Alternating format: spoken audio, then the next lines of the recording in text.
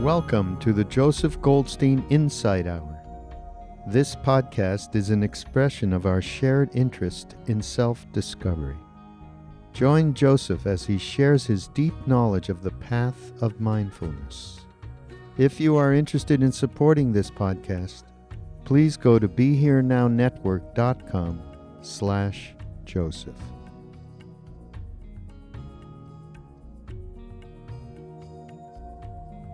Tonight I'll continue in the series of talks on the Satipatthāna Sutta, and tonight begin a discussion of the fourth and the last of the foundations of mindfulness, that is, contemplation of the Dhammas.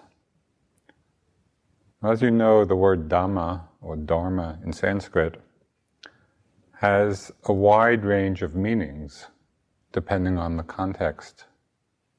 So one of the meanings of the word Dhamma is truth, or law,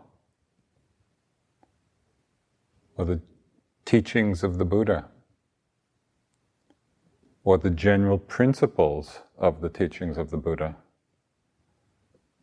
or the particular elements of the mind and body. Each specific element is called a Dhamma. Now in the Satipatthāna Sutta, in this fourth foundation, mindfulness of Dhamma, it's often translated as mental objects or objects of mind. But this translation can be somewhat confusing because objects of mind have already been included in the first three foundations. So the question is, what is the Buddha singling out in this fourth mindful abiding?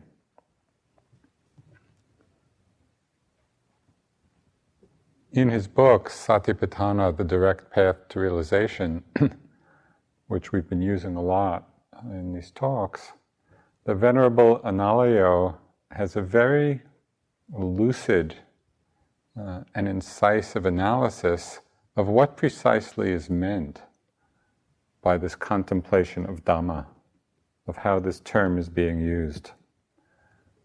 And that is Dhamma as categories of phenomena, which highlight how the different elements of the mind are working, how they're functioning. So in this fourth foundation, we're really looking at the categories of phenomena. And so what's included in the text, in this fourth foundation, is mindfulness of the hindrances, mindfulness of the aggregates, of the sense spheres, of the elements, of the factors of awakening, of the Four Noble Truths. So all of these are the basic organizing principles the Buddha used in his 45 years of teaching. He organized his understanding in these general principles. There's a man named Michael Carithers who wrote about the forest monks of Sri Lanka, and he had a very good way of expressing the essence of what we do in this fourth mindful contemplation. He talked of how in this contemplation of the Dhammas, how propositions of doctrine, the teachings, are transmuted into direct perception. And when I read that, I thought that really captured the essence of our practice as we contemplate these Dhammas. We're taking the general principles of the teachings, we're taking the doctrine and transmuting it into the direct perception of our experience.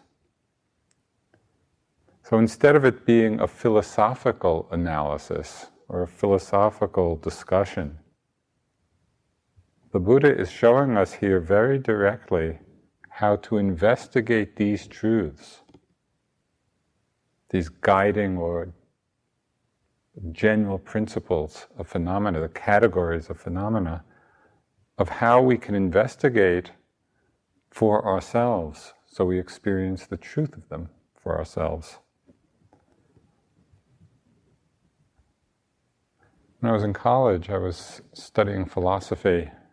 We studied a lot of both, mostly Western philosophy, but also a little bit of Eastern philosophy. But what was so ultimately frustrating for me, and I think it was the frustration that I was experiencing that pushed me first into the Peace Corps and then into my interest in Buddhism,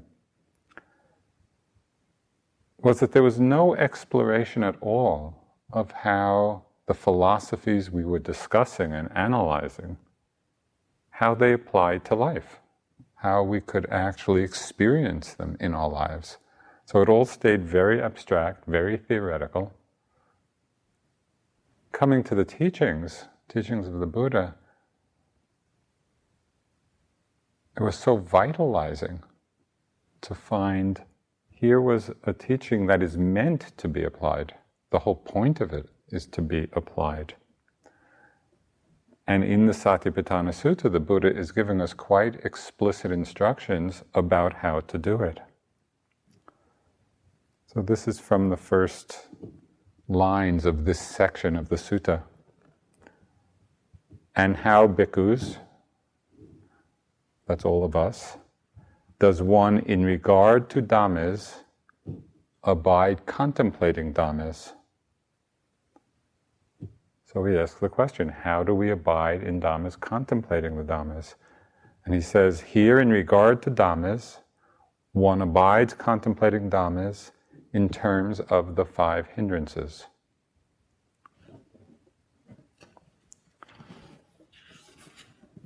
So why does he begin with the hindrances?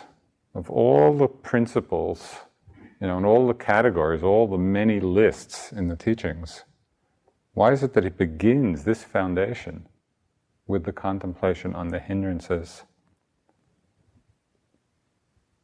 Because when we're not mindful of the hindrances, they, as we know, envelop the mind. They obstruct and block it from developing concentration, from developing wise discernment. They hinder the arising of the awakening factors. They prevent the opening to the 4 Noble Truths. So in order to proceed with any of the other contemplations in this foundation of mindfulness, we need to first address and learn to work with the different hindrances as they arise in the mind.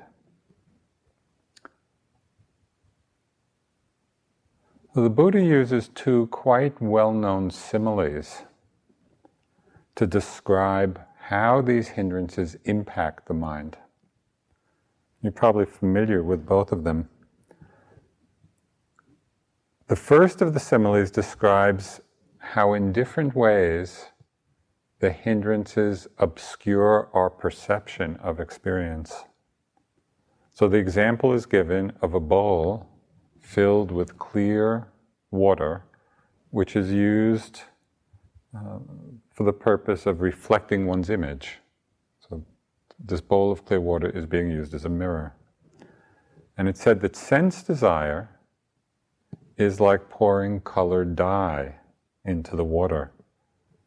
So it colors one's perception. It's like looking at the world through colored glasses. Everything becomes tinted by the color of the glasses, and we're not seeing things accurately. Aversion is like when that water is brought to a boil. Likewise, we can't see clearly. When we're heated up with anger or aversion, the mind is in a state of turbulence, and that turbulence obscures clarity of vision. Sloth and torpor is said to be that bowl of water that's overgrown with algae. So it's a state of stagnation of mind. Restlessness and worry is like the water being windswept. And this is the mind, restlessness and worry, when it's tossed about, when it's filled with agitation, at that time also it obscures our clear seeing. And doubt is like when the water is muddy and everything is obscured. So you can see how these hindrances, as they operate in the mind, alter and condition our perception of what it is that's arising. The second simile the Buddha uses suggests the underlying emotional tone, both of being caught up in the hindrance, those times when we're enveloped by them, and also those times when we're free of them. And as we'll see later on in this discussion, it's equally important to understand the mind when it's filled with the hindrances and to understand the mind when it's free of them. So this is the simile he uses, and it's very graphic in describing these states. This is also from a sutta, from the Middle Length Sayings. The Buddha says, suppose someone were to take a loan and undertake business, and the business were to succeed so that they could repay all the money of the old loan, and there would remain enough extra to maintain a spouse. Then, on considering this, they would be glad and full of joy. Or suppose someone was afflicted, suffering, and gravely ill, and their food would not agree with them, and their body had no strength. But later they would recover from the affliction, and their food would agree with them, and their body would regain strength. Then, on considering this, they would be glad and full of joy. Or suppose someone were imprisoned, but later they would be released from prison, safe and secure. On considering this, they would be glad and full of joy. Or suppose someone were a slave, not independent, but dependent on others, unable to go where they want. But later on they would be released from slavery, independent of others, a freed person, able to go where they want. Then, on considering this, they would be glad and full of joy. Or suppose someone with wealth and property were to enter a perilous road across a desert, but later on they would cross over the desert, safe and secure, with no loss to their property. Then, on considering this, they would be glad and full of joy. So too, bhikkhus, when these 5 hindrances are unabandoned in oneself, a bhikkhu sees them respectively as a debt, a disease, a prison, slavery, and a dangerous road across a desert. But when these 5 hindrances have been abandoned in oneself, one sees that as freedom from debt, good health, release from prison, freedom from slavery, and a land of safety.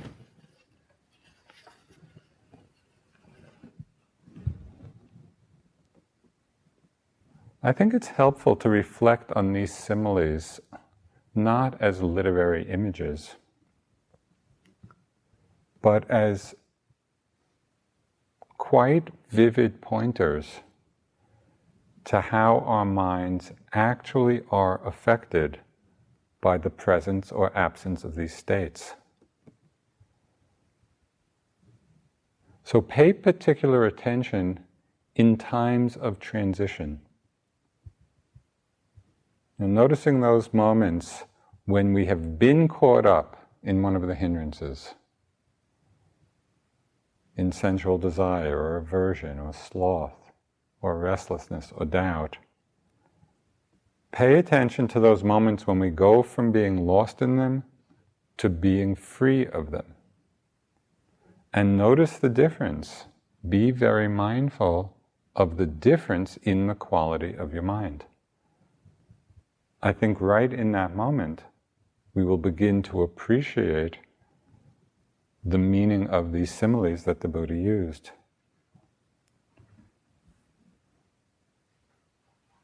Often, though, these hindrances have become such a familiar part of our inner landscape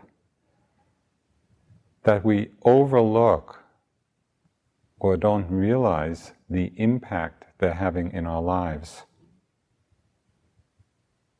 They're like old friends. And because of this, we might lack a certain sense of urgency or ardency about working with them.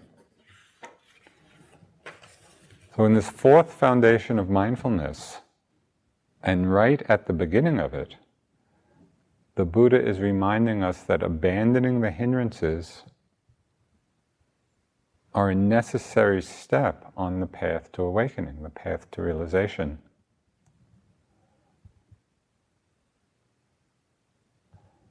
The question is, how can we practice working to abandon the hindrances without suppression, and without aversion, and without self-judgment?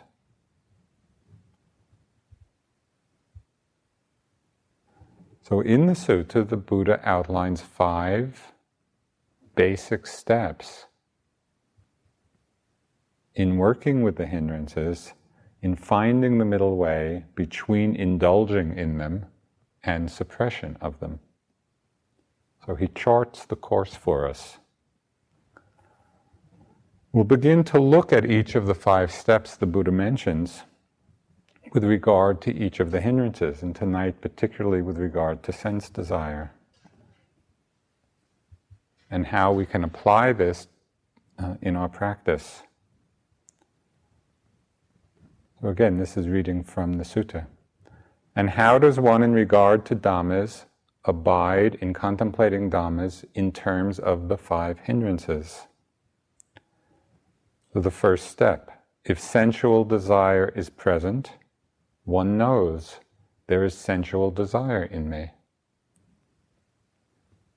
So this is the simple recognition of desire when it arises, when it's present in the mind. The first step is recognizing it. And as you know, we can experience sensual desire in a wide range of ways. Rarely, but powerfully, we can experience sensual desire in terms of an obsessive passion. You know, in so much of the great literature, both Eastern and Western, describes this state. You know, starting with the Iliad. You know, what was launched because of an obsessive passion? And all the way through to modern times, you know, in the stories of Anna Karenina and Madame Bovary and Remembrance of Things Past, and so much of the great literature is about precisely this mind state, caught up in an obsessive passion for something or someone. There's the wanting and desire of addictive cravings, you know, both the big ones and the small ones. Just all the little addictions of our minds. So be helpful and essential to notice this when they arise. We experience sensual desire in our recurrent fantasies. It might be sexual fantasies, it might be food fantasies, it might be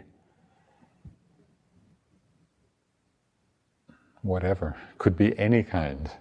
You know, the mind has great range in this.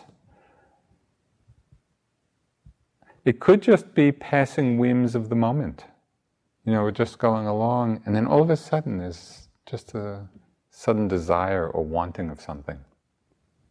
Wanting to see, or wanting a cup of tea. Could be the desire we have when we're indulging all our internal dramas and stories. You know, have you spent any time just lost in your own internal reveries and enjoying it? You know, where there's a desire, an enjoyment of that, which keeps them going. Desire comes in the form of expectation. Desire for something to happen. the in order to mind. I'm with this moment in order for something else to arise. That leaning forward. Obsessive passion, recurrent fantasies, addictive cravings, small whims, expectations. All of these are manifestations of the wanting mind. And when we don't recognize when these desires are present, we're simply lost in its distracting energy, in its distorting energy. And yet when we are aware, when we're applying this first step of the instruction, when sensual desire is present, one knows sensual desire is present in me. As soon as we become aware, we apply this step, we are transmuting that desire into an element of our path to awakening. This is the first step, recognizing when it's present. The second step, the second instruction in the sutta, is to know when it's absent.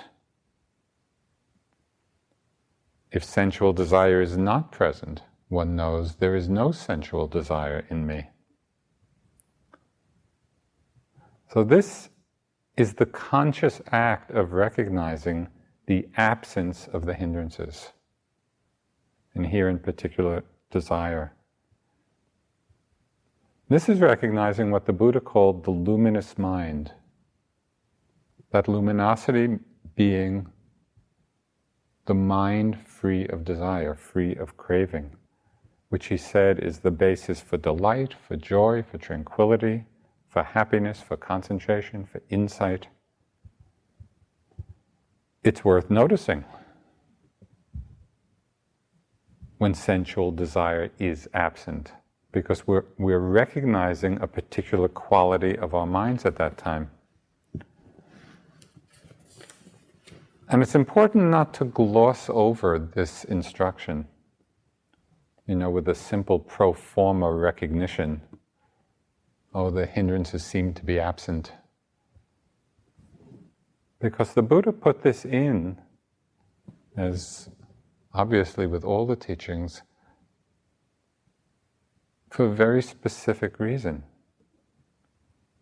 It's actually to contemplate, to be mindful of the experience of the mind when it's free of these states. We want to recognize when we're free of it, and to understand and to deeply realize, deeply experience what the mind is like when it's free of desire. When, in the words of the simile, we're out of debt, in good health, out of prison, free from slavery, abiding in a safe place. That's what the mind is like. So if we don't gloss over those times, but recognize this is the mind free of sensual desire, we start to strengthen and develop a much greater sense of confidence and faith in the practice, because it's based on our experience of the mind, our direct experience, rather than some belief or some hope of how it might be. So the first step in working with the hindrances, knowing when sensual desire is present, knowing when it's absent. The next three steps in the instruction emphasize one of the most important themes of the Buddha's teachings, and that is emphasizing the understanding of conditionality. So here the Buddha says, one knows how unarisen sensual desire can arise, how arisen sensual desire can be removed, and how a future arising of sensual desire can be avoided. So here we're mindful not only of the presence or absence of desire or the other hindrances, but also what conditions underlie the presence or absence. What are the conditioning factors?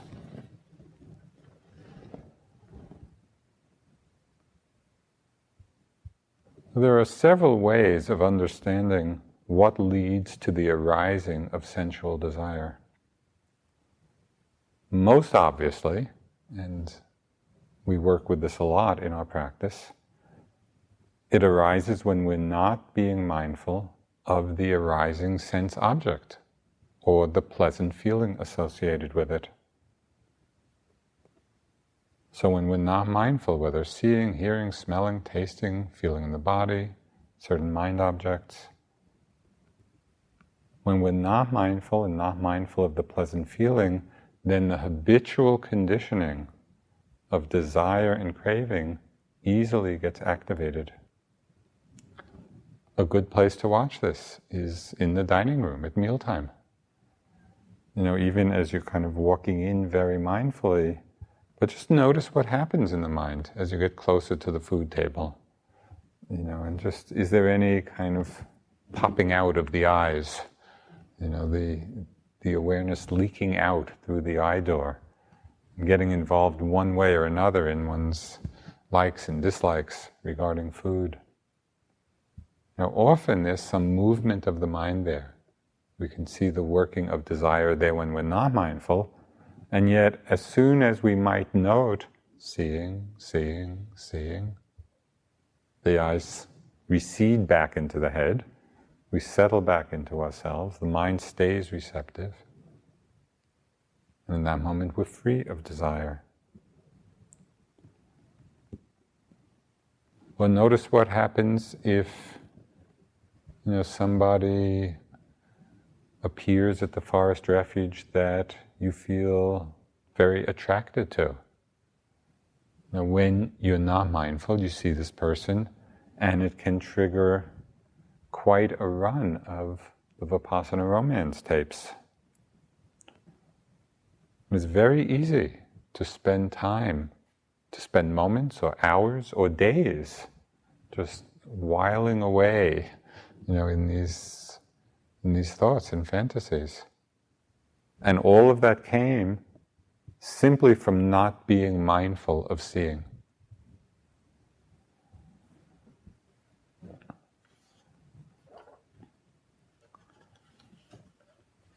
The Buddha pointed out another way that conditions the arising of sensual desire, and it's a very significant instruction here. He says, "Bhikkhus, whatever one frequently thinks and ponders upon, that will become the inclination of the mind. If one frequently thinks and ponders upon thoughts of sensual desire, one has abandoned the thought of renunciation to cultivate the thought of sensual desire, and then the mind inclines to thoughts of sensual desire. Whatever one frequently thinks and ponders upon, that will become the inclination of the mind." So in this regard, we see the importance of knowing what kinds of thoughts are actually arising. And what kind of thought process are we practicing, knowingly or unknowingly? So we begin to notice and become conscious of the particular habit patterns of thought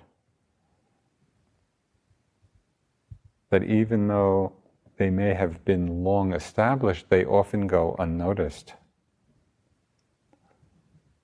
So here's the Buddha before his enlightenment. He said, "Bhikkhus, before my enlightenment, while I was still only an unenlightened bodhisattva, it occurred to me, suppose I divide my thoughts into two classes.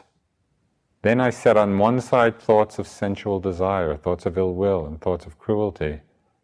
And I set on the other side thoughts of renunciation, thoughts of non-ill will, thoughts of non-cruelty, of love and compassion."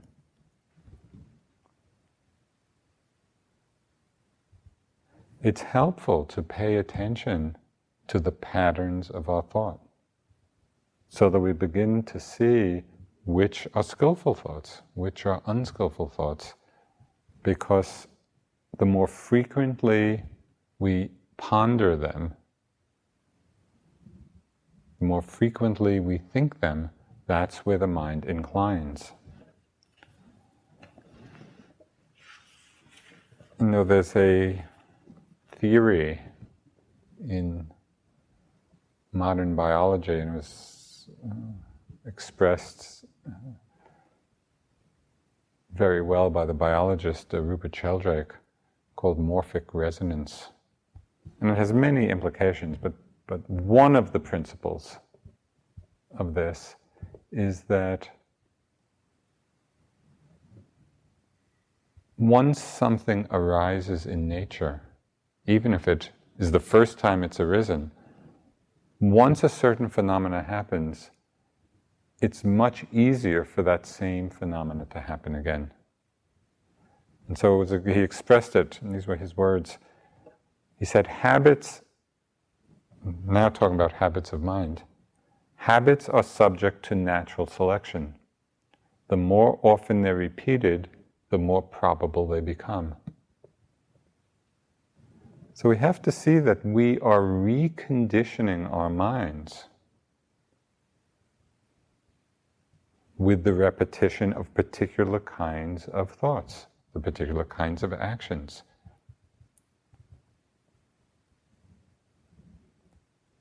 The more often they're repeated, the more probable they become. So this is the second way of understanding how thoughts of sensual desire arise. And it contains within it a certain implication of how we can practice.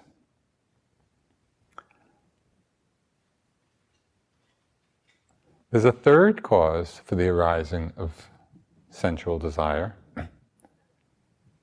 and that is that we have a basic misperception of what brings us happiness.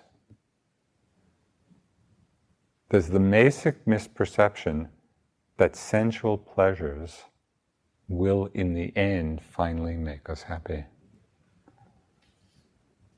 So I came across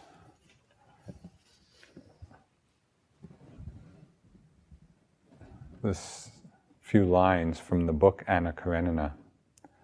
Now, if those of you who have read it, you'll know that Anna Karenina was this beautiful woman, married to, a Russian aristocrat, and then she fell in love with, forget his title, his name was Vronsky, and he was sort of an officer in the army, very handsome, very dashing, and the book is about her abandoning, her life for this great love, which ends quite disastrously. So this is a few lines from the book.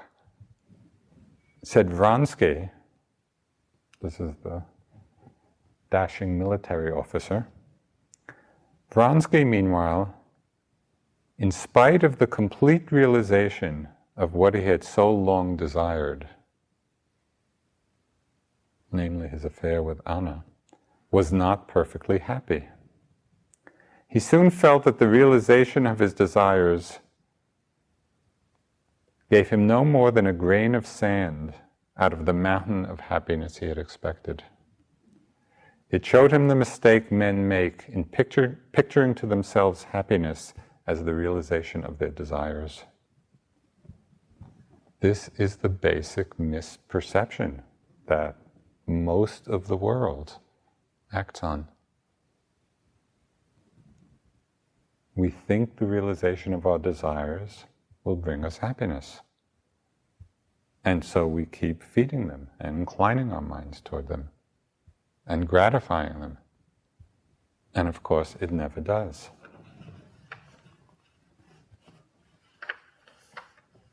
And obviously, we've all had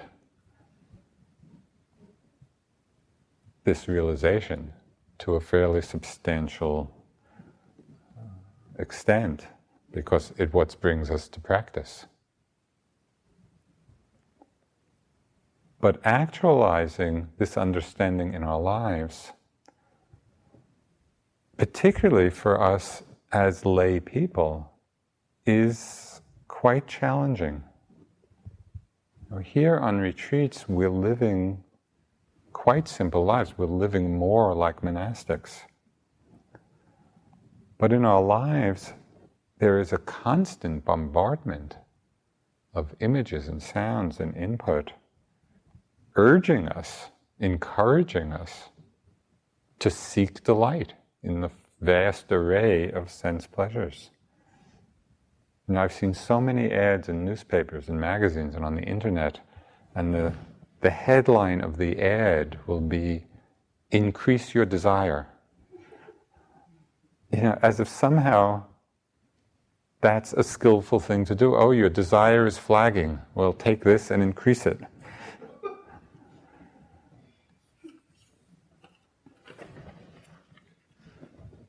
Now, the preponderance of this social conditioning, which is all around us, it's the milieu in which we live, makes it all the more important to practice our deepening understanding of this step of the Satipatthāna Sutta, that is, to really deeply understand the conditions which give rise to sensual desire in the mind. What causes these unarisen desires to arise? So that we can, at least to some extent, balance the social conditioning, the prevailing social conditioning, with some deeper wisdom.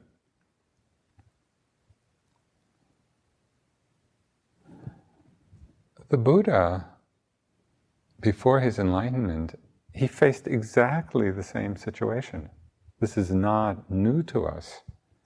So I want to read, this also is from one of the suttas in the Middle Length Sayings. He was talking to an Indian Brahmin named Magandiya.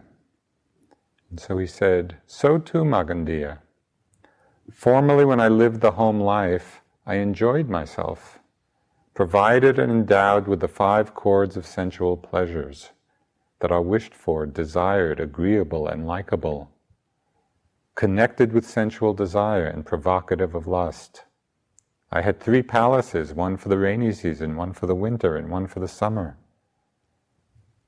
I lived in the rain's palace for the 4 months of the rainy season, enjoying myself with musicians who were all female, and I did not go down to the lower palace at all. On a later occasion, having understood as they actually are the origin, the disappearance, the gratification, the danger, and the escape in the case of sensual pleasures, I abandoned craving for these pleasures. I removed fever for sensual pleasures, and I abide without thirst, with a mind inwardly at peace. I see other beings who are not free from lust for sensual pleasures being devoured by craving for them, burning with fever for them, indulging in sensual pleasures, and I do not envy them, nor do I delight therein. Why is that? Because there is, Magandiya, a delight apart from sensual pleasures, apart from unwholesome states, which surpasses divine bliss. Since I take delight in that, I do not envy what is inferior, nor do I delight therein."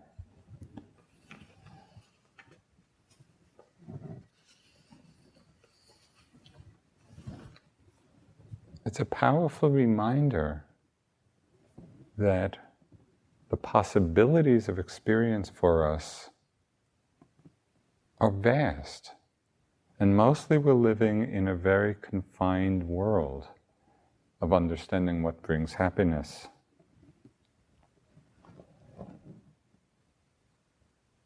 The Buddha is reminding us through his own life experience and what we can experience for ourselves, that in terms of happiness and even in terms of pleasure, there are much more refined states to enjoy.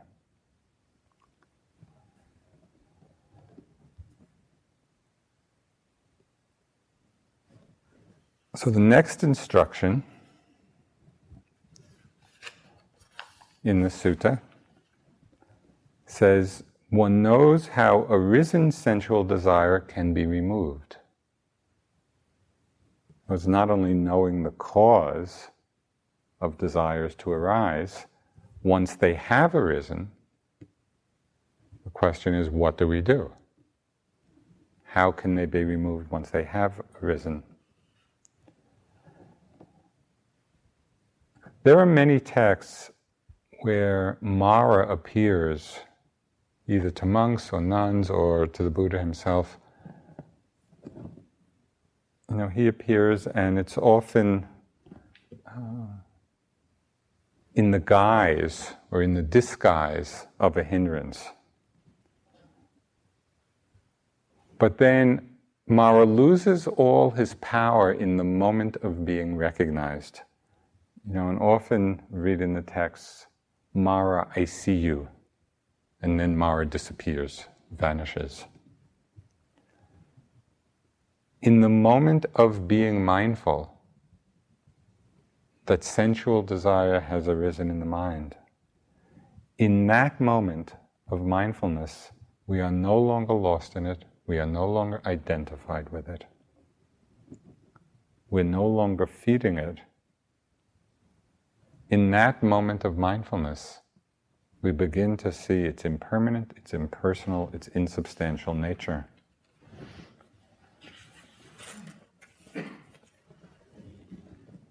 So it's important not to underestimate the power of mindfulness. And it's easy to do because in English, mindfulness is a very prosaic word. It's not lofty sounding like wisdom. We hear the word wisdom and the mind expands. And doesn't have that heartful openness of words like love or compassion. When we hear those words, it's like a direct connection to our hearts.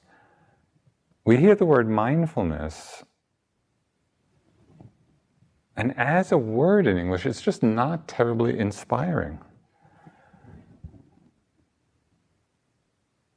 What's your meditation practice? Oh, I practice mindfulness. It's a bit of a letdown. But when we look past the word to the quality itself, we see the enormous power of this mind state. The word really doesn't do it justice. The state of mindfulness, the state of awareness, is the root of everything that is wholesome. There's a wonderful, it's like an ode to mindfulness by the Dzogchen master, Nyoshul Ken Rinpoche. And it points to the fact that this quality is valued in all of the traditions. This is what he wrote. He said, mindfulness is the root of Dhamma. Mindfulness is the body of practice.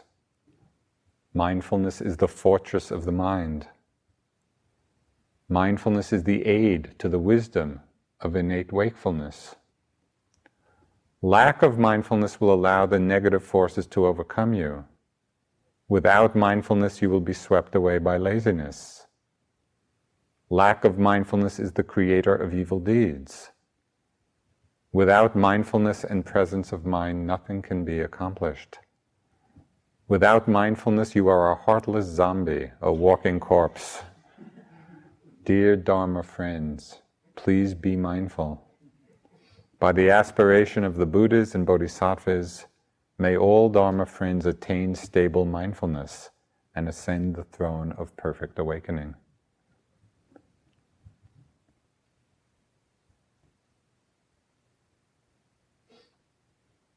So how do we deal with sense desire, sensual desire, once it has already arisen? Through the great power of mindfulness. Mara, I see you. And in that very moment, the power of that hindrance has dissolved. Sometimes, though, mindfulness may not be that's strong in a particular moment. And it feels like we're being overcome by the hindrance, overcome by desire. So a further way of working with it when it's already arisen is to employ some wise reflection. Although we don't emphasize it very much in the basic sequence of meditation instructions, the Buddha encouraged this quality of wise attention or mindful reflection as an important part of the practice.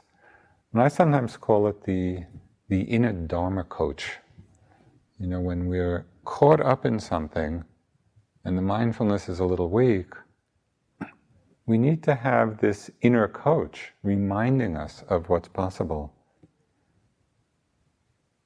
It helps us reflect on the Buddha's teachings in the very moment that they're applicable. So we're not thinking about something in the past. Right in the moment when we need them, we actually reflect, okay, sensual desire has arisen. What is a wise reflection about it now?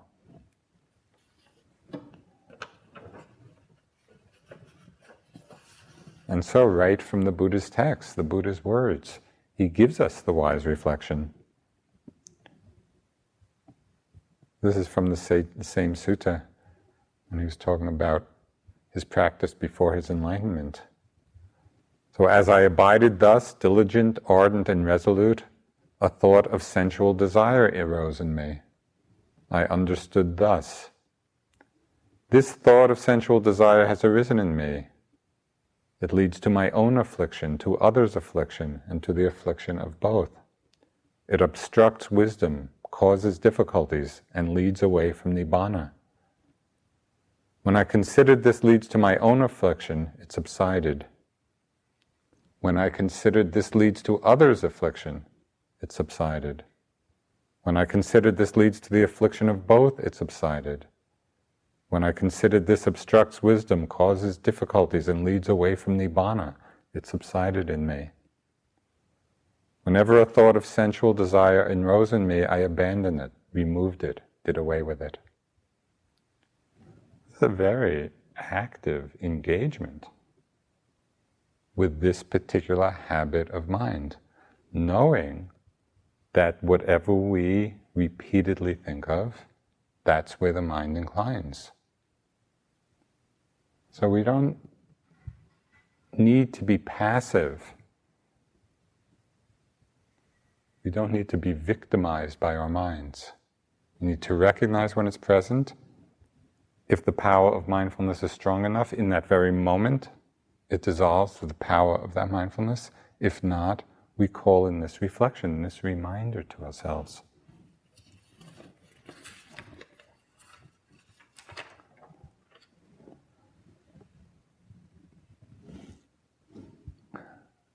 So the last of the instructions, first it's knowing when sensual desire is present, knowing when it's absent, knowing how it arises, knowing what to do if it has already arisen. And the last of the instructions is knowing how a future arising of sensual desire can be avoided. Of course, by knowing how they arise already, we can employ that same preventative measures. It's like taking care of our physical health. Knowing what causes certain diseases, so we avoid those causes, and we try to stay healthy. Can we take care of our mental health in just the same way? You're familiar with many of the suggestions the Buddha had in terms of preventing the inclination towards sense desire, the proliferation of sense desire. One suggestion was the reflection on the unattractive aspects of the body, which is a very un-American thing to do. it just flies in the face of all our cultural conditioning. You know, we focus so much on beauty and obsess on beauty and on youth and anything that might indicate at all that we're aging. You know, or the fact that the body will get sick or that the body will die. You know, as a society, as a culture, we just try to keep that out. We don't open to it. We don't reflect on it. There's a book in the library here, which at some point you might want to look at. It's called Body Worlds. And it's pictures of a very extraordinary exhibit.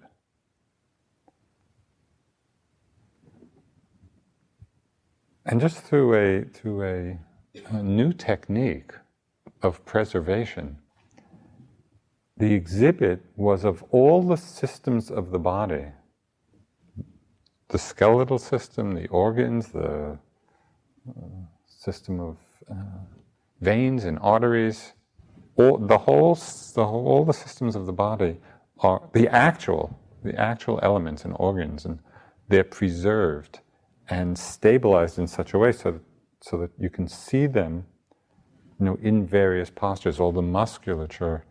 So it's as if we're seeing the body just having taken off the nice little covering of skin.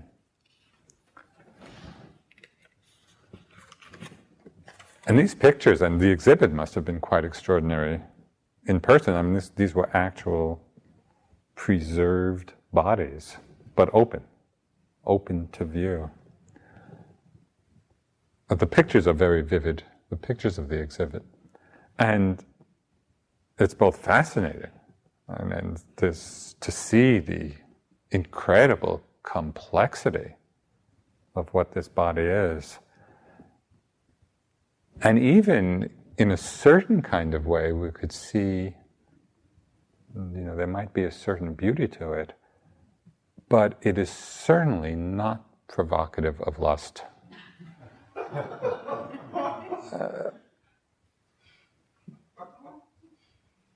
If any of you feel lustful when you're looking at these pictures, I would like to know. And so it's a powerful reflection. It's like we get so caught up in the surface appearance. It's a powerful counterbalance to see, well, what is this body? What is it actually? You know, and so I would recommend that you look at this. It's a good counterbalance to all the other messages we get in our lives. You know, and then in other ways the Buddha spoke of guarding the sense doors, moderation in food, association with wise friends, all as ways of avoiding the arising of the mind inclining to sense pleasures.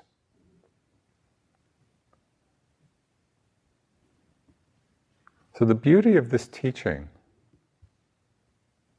in this fourth foundation of mindfulness, mindfulness of the Dhammas, starting with the hindrances and starting with sense desire as the first of the hindrances, that like any good physician, the Buddha leads us from the diagnosis, okay, what's the cause of it arising, to the cure, what do we do with it once it has arisen, to the prevention. And as it repeats in the refrain after each set of instructions, from practicing in this way, one abides independent, not clinging to anything in the world. So this is the taste of freedom that comes from our practice, from this contemplation of the Dhamma. Let's sit for just a few minutes.